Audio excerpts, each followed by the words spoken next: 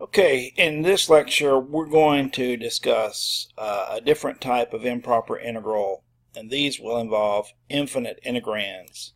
So these are what I call the type 2 improper integrals, and they include functions that are undefined at either the endpoints of the domain of the integral or some value in between. So basically, if f is continuous, let's say f is continuous from a to b, but it has an infinite discontinuity at b, in other words the function would be undefined at b, then we could actually write that instead of integrating from a to b, what we would do is we would integrate from a to c, and then we would let c approach the b value from the left. Now, if the infinite discontinuity was at the left-hand endpoint, then we would write that as instead of the integral from a to b, we would write it as the integral from c to b, and we would let c approach a from the right. And then, if the discontinuity fell within the interval from a to b, then what we could do is we could rewrite the integral writing it as the sum of two integrals, where you integrate from the left-hand endpoint to the point of discontinuity, which is c, and then from that point c to the right endpoint b. And so we would add those two integrals there. Now, in this third case, if either one of these two integrals on the right diverge, then it would tell us that the original integral would diverge. Okay, so let's start with this integral here, where we have 1 over the cube root of x dx, and we're integrating from 0 to 1. Now, this is actually the second case, because if you'll notice, the left-hand endpoint 0, the function would not be defined there. So we would have, the function would actually go to infinity as x approaches 0. So what we're going to do here is we're going to actually rewrite this integral. Instead of integrating from 0 to 1, we're going to integrate from c to 1, and then we're going to take the limit of that integral as c approaches that left-hand point from the right. We have to approach from the right, because that way we're approaching from within the interval between 0 and 1. Okay, now I'm going to assume that you know how to integrate this, so you can integrate this with the power rule, and what you'll get is 3/2 x to the 2/3 from c to 1. Now, if you evaluate this value at 1, you'll get 3/2 times 1 to the 2/3, and then subtract evaluating this integral at c, so you'll get 3/2 c to the 2/3. Okay, so now we can take the limit of this difference as c approaches 0. Now, the left-hand value here is not affected by c. It's just a constant. It's just going to be 3/2 times 1. And the right-hand value is actually going to be minus 3/2, and as c goes to 0, we would get times 0 to the 2/3. So in that case, we would get 3/2, because 1 to the 2/3 is 1, so we get 3/2 minus 3/2 times 0, so 3/2 minus 0 would be 3/2. So this integral converges to 3/2. Okay, now the next one, I'm going to integrate from 1 to 2, 1 over x minus 2 quantity squared. And you'll notice that at x equal 2, this function would be undefined.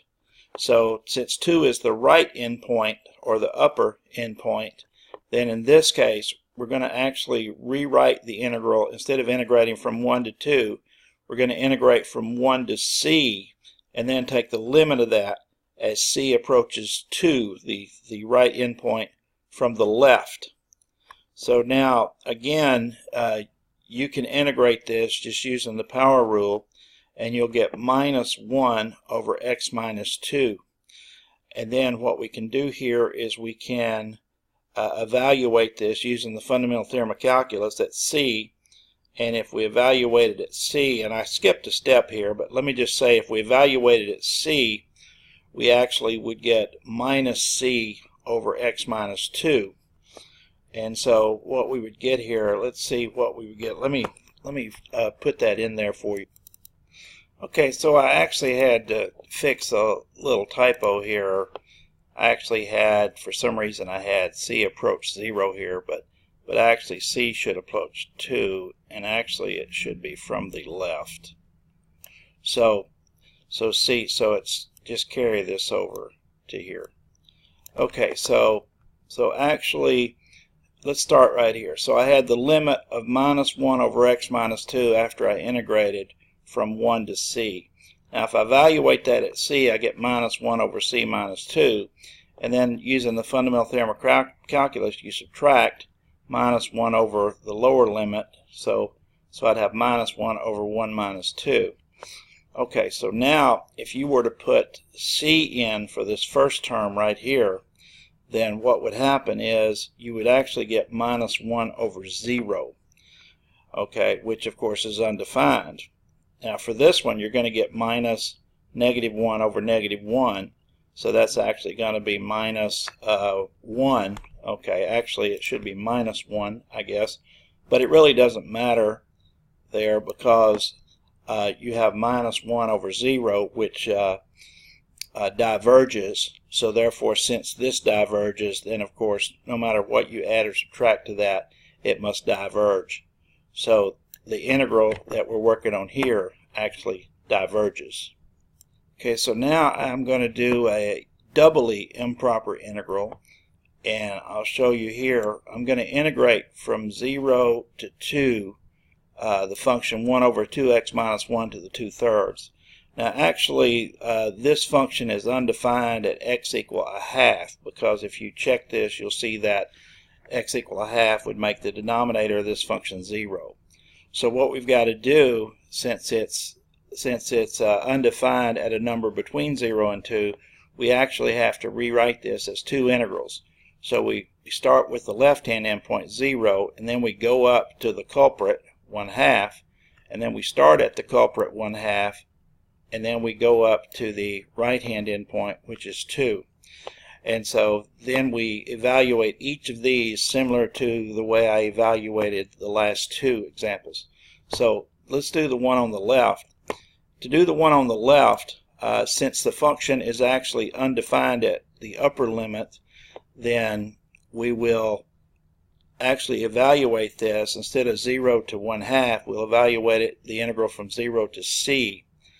And when you evaluate this integral, again, you can use the power rule, and I'll leave you to do that to evaluate this integral. But when you evaluate this integral, you get 3/2 times the cube root of 2x minus 1, and you're evaluating it from 0 to c. And then when you evaluate it at c, you get 3/2 times the cube root of 2c minus 1, and then when you evaluate at 0, you get 3/2 times the cube root of 0 minus 1 here, or 2 times 0 minus 1. Okay, now we have to take the limit of this result as c approaches 1/2. So if we put a 1/2 in here, then this cube root will just be cube root of 0, so we get 3/2 times 0 for the first term. And then for this one, we don't have to plug anything in, it's already done. So we get 3/2 times the cube root of negative 1. So that would actually be minus 3/2 times negative 1, which I have here. And so what you'll have is you're going to have 0 plus 3/2, which is 3/2. Now the second integral, I'm going to integrate from 1/2 to 2. And now the lower endpoint is where the culprit is. So I'm going to integrate the lower endpoint, I'm going to replace with c, and I'm going to integrate to 2. And I'm going to evaluate this limit. After I integrate, I'm going to take the limit as c approaches 1/2 from the right. So again, I still get the same result, 3/2 times the cube root of 2x minus 1, but now I'm evaluating from c to 2. So if you evaluate this at 2, you just plug 2 in, and when you plug 2 in, you'll get 3/2 times the cube root of 3. So that's what I get for the first term. And then we're going to evaluate this when we evaluate this at c, we get 3/2 times the cube root of 2c minus 1. So that would be the second half here of the evaluation. And then we let c approach 1/2. And so if you plug 1/2 in here for c, you get 2 times 1/2, which is 1. And then, of course, 1 minus 1 is 0. So the cube root of 0 is 0. So you just get minus 3/2 times 0.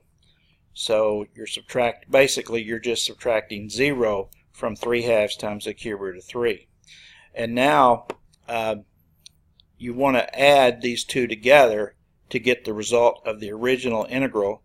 So we add those two together, and since both of those individual integrals converged, then the original integral must converge to the sum that we got.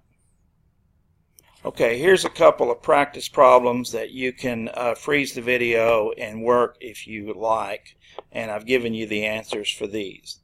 Now, you can actually do a couple of tests for convergence or divergence.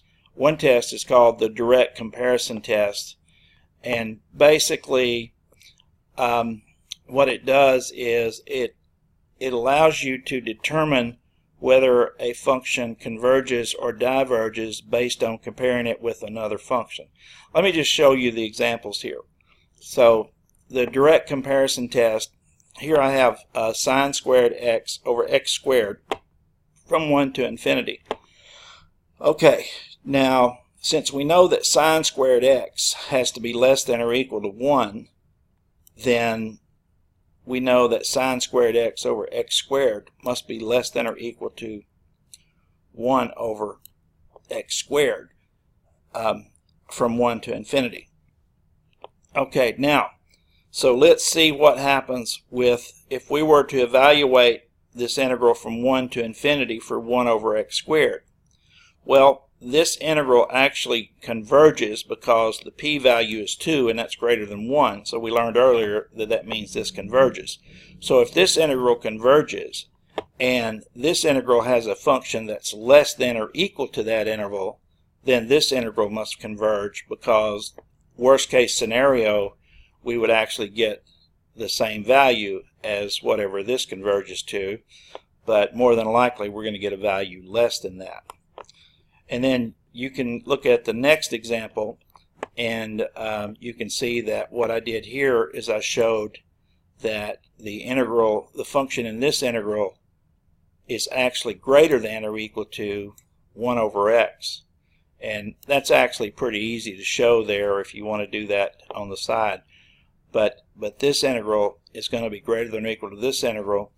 And since we know that this integral diverges, because in this integral the p would be 1, and so if the p is 1 it diverges, then therefore since this integral diverges, in other words goes to infinity, then this integral, since the function is greater than or equal to that integral, it must also diverge. And there's another test called the limit comparison test, where you take the limit of the ratio of two functions, and then if you get a number or infinity, then that tells you that both functions do the same thing. So if one function converges, the other one converges, and likewise for diverge. So real quick on this one, I want to evaluate this one. Well, again, I know that 1 over x squared from 1 to infinity converges, and if we take the limit of this function over the 1 over x squared function, we just get x squared over 1 plus x squared as x goes to infinity, and that equals 1. And so since I got a positive finite limit, then therefore that limit must converge. In other words, both of the limits must converge. Now they don't necessarily converge to the same values, because this one converges to 1 and this one converges to pi over 4. Okay, so I'm just going to show you the last one, and you can just read the last one on your own. But on the last one there, I applied the limit comparison test, and we actually know that 1 over e to the x converges from 1 to infinity. So therefore, since the limit of the ratio was a positive finite number, then they both must converge. Okay, so that's it on the improper integrals.